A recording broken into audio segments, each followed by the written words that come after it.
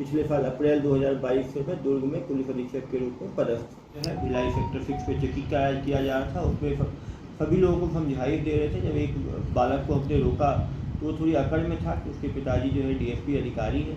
कानून सबके लिए बराबर है। यानी 3.5 महीने की फाउंडेशन कोर्स मसूरी उत्तराखंड में होता है और फिर हमारे 1 साल का बेसिक कोर्स की जो ट्रेनिंग है वो सरदार वल्लभ भाई Patel national police academy head of police के रूप में हुआ। पहले मैं कुंडा गांव में 8 महीने रहा, उसके बाद दंतेवाड़ा में स्थापना 2018 अगस्त में हुई। तो नमस्कार, जय जोहर संगवारी हो, स्वागत है आप मनला। अभी हमन आप पहुँचे हैं दुर्ग में। बलराज अभिषेक पल्लव जी मुख्य पुलिस अधीक्षक जो सर है ओखर से आज खास गोट बात करना है। और ठीक हम पहुँच चुके हैं दुर्ग में और ठीक ये है गेट, सामने गेट के प्रवेश करबो, खास बातचीत करबो सर से हमन है। तो आओ फिर।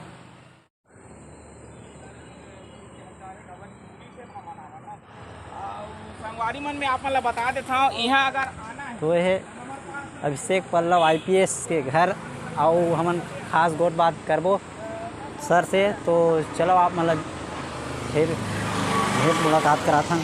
नमस्कार, स्वागत है आपका केटी छत्तीसगढ़ न्यूज़ में। आज हमारे साथ दुर्ग एसपी सर मौजूद हैं।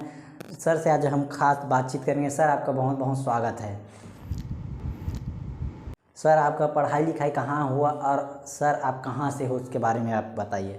मैं बिहार का रहने वाला हूँ। बिहार में बेगूसराय जिला है, वहाँ मेरा जन्म हुआ था। जी सर। मेरे पिताजी इंडियन इंजीनियरिंग सर्विसेज के थ्रू मिलिट्री इंजीनियरिंग सर्विसेज में पदस्थ थे। तो देश के अलग अलग आर्मी स्कूल और केंद्रीय विद्यालय में मेरी शिक्षा हुई। रांची, रामगढ़, सिलीगुड़ी, पुणे, गोवा, दिल्ली, यहाँ हर जगह से मैंने केंद्रीय विद्यालय में पढ़ाई करी। और उसके बाद MBBS मैंने गवर्नमेंट मेडिकल कॉलेज गोवा से 2005 में कंप्लीट किया। और फिर मैंने एम्स नई दिल्ली से MD साइकेट्री पे 2009 में कंप्लीट किया। उसके बाद दिल्ली के दूसरे सार्वजनिक अस्पताल जो है जीबी पंत हॉस्पिटल विभाग, वहाँ काम करने के बाद 2013 में 2012 सिविल सर्विस एग्जाम से मुझे IPS मिला और 2013 में छत्तीसगढ़ काडर मुझे एलोकेट हुआ। छत्तीसगढ़ में तब से मैं सेवाएँ दे रहा हूँ। छत्तीसगढ़ में दुर्ग में प्रोबेशन पीरियड करने के बाद महासमुंद में SDOP, उसके बाद दंतेवाड़ा में एडिशनल SP और तत्पश्चात मैं SP के रूप में कुंडा गांव में, दंतेवाड़ा में, जांजगीर में और चौथा जिला मेरा SP के रूप में दुर्ग जिला है। पिछले साल अप्रैल 2022 से मैं दुर्ग में पुलिस अधीक्षक के रूप में पदस्थ। तो UPSC की परीक्षा किस सन में पास किए सर, उसके बारे में भी बताइए। UPSC सिविल सर्विस एग्जाम मैंने दिया था। मेरा पहले अटैम्प्ट में वहाँ पे सिलेक्शन हुआ और मुझे IPS एलोकेट हुआ। मेरा ऑप्शनल सब्जेक्ट जो था वो मेडिकल साइंस और साइकोलॉजी था और उसमें मैंने एग्जाम दिया। सर आपको यातायात में भी देखा, इतने बड़े अधिकारी होने के बावजूद भी आप ट्रैफिक में निकले थे सर। क्योंकि दुर्ग में लगातार दुर्घटनाएं हो रही थी। 2022 में 350 से ज़्यादा लोगों की डेथ रोड एक्सीडेंट पे हुई, जिसमें 200 जो है 2 व्हीलर्स थे। 350 में 300 लोग जो थे वो 20 साल से 30 साल की उम्र के थे, यूथ थे। कहीं ना कहीं दुर्ग में ट्रैफिक अवेयरनेस और ट्रैफिक जो आदतों में शुमार कम है। यहाँ पे लोग हेलमेट, सीट बेल्ट, बाइक में 2 से ज़्यादा व्यक्ति बैठना, नाबालिग ड्राइविंग कर रहे हैं, ड्रंकन ड्राइविंग की संख्या काफ़ी ज़्यादा थी। इसलिए हमें अधिकारियों को भी सड़क में उतरकर लोगों को समझाइश देना पड़ा। और अधिकारियों के रोड पे खड़े होने से, समझाइश देने से यदि कुछ जानें भी बच पाती हैं तो ये अपने आप में एक संतुष्टि देती है। और मुझे काफ़ी अच्छा लग रहा है कि पिछले 6 महीने में हेलमेट लगाने वालों की संख्या, सीट बेल्ट लगाने की संख्या, 2 व्हीलर में 2 से ज़्यादा बैठने वालों की संख्या और ड्रंकन ड्राइविंग में काफ़ी कमी आई है। और दुर्ग जिले में मार्च अप्रैल में 2 महीने में यदि कंपेयर करेंगे जनवरी फरवरी से तो एक्सीडेंट में भी 30% से ज़्यादा कमी आई। मैं साफ देख रहे हैं सर कि आप जो है एक बड़े अधिकारी के बेटों को भी नहीं छोड़ते सर। क्या हुआ उस दिन की घटना, उसके बारे में कुछ बताइए सर। उस दिन हमारे द्वारा जो है भिलाई सेक्टर 6 पे चेकिंग किया जा रहा था। उसमें सभी लोगों को समझाइश दे रहे थे। जब एक बालक को हमने रोका तो वो थोड़ी अकड़ में था कि उसके पिताजी जो है DSP अधिकारी हैं। कानून सबके लिए बराबर है और जान सबके लिए बराबर है। भगवान का नियम सबके लिए बराबर जो है तौलता है। एक्सीडेंट होने पे आप किसी भी पद पे हों, किसी भी रैंक पे हों, आप कितने भी पावरफुल हों, दुर्घटना का असर जो है बराबर होता है। आप बड़े बड़े लोगों का, माननीय मंत्रीगण से लेके सांसद से लेके बड़े क्रिकेटर, बड़े बिजनेसमैन, सभी का रोड एक्सीडेंट में डेथ हुआ है। यदि हम रोड पे कानून का फॉलो करेंगे, ट्रैफिक रूल्स का फॉलो करेंगे तो हम अपनी जान भी बचा सकते हैं, अपने घर वालों की जान भी बचा सकते हैं, और जो सामान्य नागरिक हैं कितनी बार हम कुचल देते हैं, धक्का दे देते हैं, उनकी जान भी बचती है। तो मैं जनता से भी आग्रह करूंगा कि आप भी जितने परिवार वाले हैं, यदि आपका कोई परिवार का व्यक्ति बिना हेलमेट के घर निकलता है तो उसको आप टोकें। यदि आप कार में बैठते हैं और बगल वाला यदि सीट बेल्ट नहीं लगाता है तो उसको आप टोकें। यदि आप रास्ते में जा रहे हैं किसी को बिना हेलमेट के देखें तो उन्हें भी बताएं, क्योंकि यदि आज हम दूसरे को रोके टोकेंगे तो उसकी भी जान बचेगी, और नहीं रोकेंगे तो कल को टेढ़ा मेढ़ा चला के हमारे ऊपर भी गाड़ी चला सकता है। ये याद रखें, केवल गाड़ी जो चला रहा है उसकी जान खतरे में नहीं है, जो आपके बच्चे रोड पे चल रहे हैं, आप रोड पे चल रहे हैं, एक्सीडेंट का कोई शिकार हो सकता है।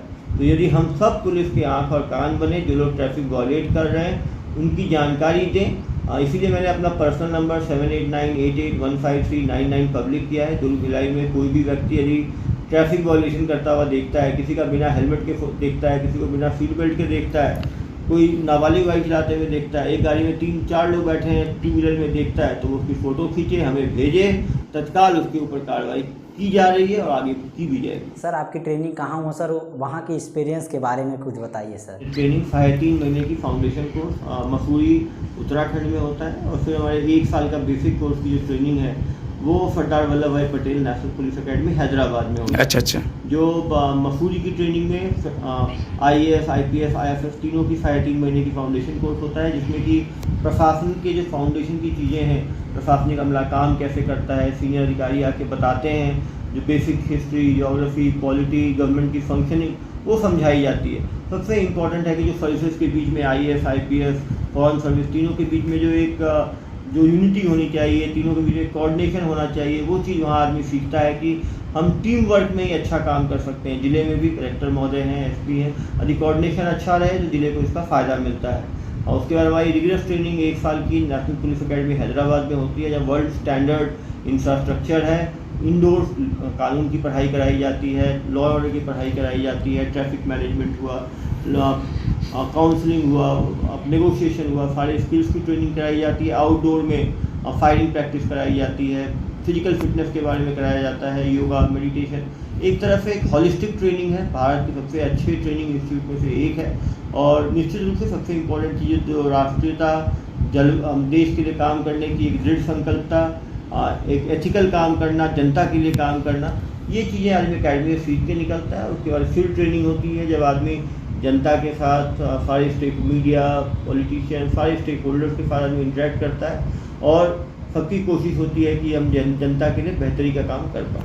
सर SP के पद पर आपका प्रमोशन कब हुआ, और जब सर आप दुर्ग में कब से आप कार्यरत कर रहे हैं सर, उसके बारे में कुछ बताइए। प्रमोशन सुप्रिटेंडेंट ऑफ पुलिस के रूप में हुआ। पहले मैं कोंडा गांव में 8 महीने रहा, उसके बाद दंतेवाड़ा में स्थापना 2018 अगस्त में हुई। दंतेवाड़ा में मेरे रहते हुए लोन वरा 2 अभियान लॉन्च किया गया, जिसमें कि 600 माओवादियों ने 1 वर्ष के अंदर आत्मसमर्पण किया। दंतेवाड़ा में मेरे रहते हुए काफ़ी सफल ऑपरेशंस किए गए, जिसमें कि सैकड़ों माओवादी मारे गए। वहाँ पर मुझे 2 बार भारत सरकार द्वारा पुलिस मेडल फॉर गैलेंट्री भी दिया गया, नक्सलियों को सफल ऑपरेशन में ढेर करने की ये में निश्चित रूप से सफल टेन्योर रहा मेरा। उसके बाद मैं जांजगीर में 4 महीने रहा, उसके बाद दुर्ग में अप्रैल 2022 से पदस्थ हूँ, 1 साल मेरा पूरा हुआ है। यहाँ पर मेरे द्वारा महादेव ऐप बेटिंग के ऊपर जो है लगातार कार्रवाई की गई। महादेव ऐप के 35 ब्रांचेस देश भर में 7 राज्यों में जाकर दुर्ग पुलिस ने नस्ताबूद किए। इसमें हज़ारों युवक जो यहाँ से ऑनलाइन बेटिंग में चले गए थे वो वापस आए, एक बड़ी सफलता रही। हमारे द्वारा साइबर अवेयरनेस के लिए लगातार वीडियोस बनाए जा रहे हैं, उसमें जनता में इसमें जागरूकता डेली मेरे पास सैकड़ों फ़ोन्स आते हैं कि सर हमें भी वीडियो देखा हमने, हमें भी फ़ोन आया था, हमने काट दिया, हमने उसको बताया ये गलत काम है, हम नहीं फंसेंगे। निश्चित रूप से हज़ारों लोग अब साइबर फ्रॉड के शिकार बन रहे थे, वीडियो देख के उस फ्रॉड से बच पा रहे हैं। पहली बार क्रिमिनल्स का लाइव इंट्रोगेशन कराया गया, जिसका कि एक पॉजिटिव इमेज गया कि जो एक रोमांटिसिज्म लोगों के अंदर था क्राइम को लेके, एडिक्शन को लेके, लोगों को समझ आ रहा है क्राइम के क्या कंसिक्वेंसेस हैं। क्रिमिनल कितना भी शातिर हो, कभी ना कभी पुलिस के हत्थे चढ़ता है, और फिर उसको और उसके जो परिवार वालों को काफ़ी लज्जा और काफ़ी शर्मिंदगी जो है वो झेलनी पड़ती है। लगातार क्रिमिनल्स की पर्सनल काउंसलिंग, फैमिली काउंसलिंग की जाती है कि वो जेल जाए तो जेल से निकलने के बाद वो क्राइम की दुनिया से दूर रहे। जो भी जेल के साथ लगातार मॉनिटरिंग की जा रही है, जेल से निकलता है क्रिमिनल वो दोबारा क्राइम की दुनिया में ना जाए। निश्चित रूप से जनता की मदद से अलग अलग नवाचार यहाँ पे किए जा रहे हैं। मैंने ना पर्सनल नंबर व्हाट्सएप का जारी किया है, इस पर डेली कम से कम 300 से 400 फ़ोन आते हैं, हज़ारों व्हाट्सएप मैसेज आते हैं। जनता जो है आँख और कान का काम कर रही है। कोई भी व्यक्ति को कोई वॉयलेशन करते हुए देखते हैं तो तुरंत उसको भेजते हैं और तुरंत उस पर कार्रवाई की जाती है। तो निश्चित रूप से सोशल मीडिया का दुर्ग पुलिस ने बहुत ही अच्छा इस्तेमाल किया है।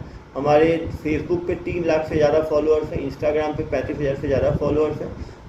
ट्रांसपेरेंसी के साथ कार्य किया जा रहा है। कोई भी चीज़ होती है तुरंत उसको मीडिया के साथ शेयर किया जाता है, पारदर्शिता के साथ काम किया जाता है। इसलिए कारण है या तो स्पा सेंटर पे हो, तंबाकू पे हो, एक्साइज एक्ट पे हो, और किसी भी सारे ऑर्गेनाइज क्राइम के ऊपर जो है कार्रवाई की जाए। पहली बार दुर्ग पुलिस द्वारा जो है झारखंड से लेके बंगाल से लेके बिहार में जितने साइबर क्रिमिनल थे उनको पकड़ के लाया गया, लोगों का पैसा वापस दिलाया गया। निश्चित रूप से साइंटिफिक और प्रोफेशनल पुलिसिंग के साथ दुर्ग पुलिस कार्य कर रही है। सर आपका बहुत बहुत धन्यवाद सर, आज हमारे चैनल पर आप हमसे बात की उसके लिए बहुत बहुत धन्यवाद सर। आपका थैंक यू।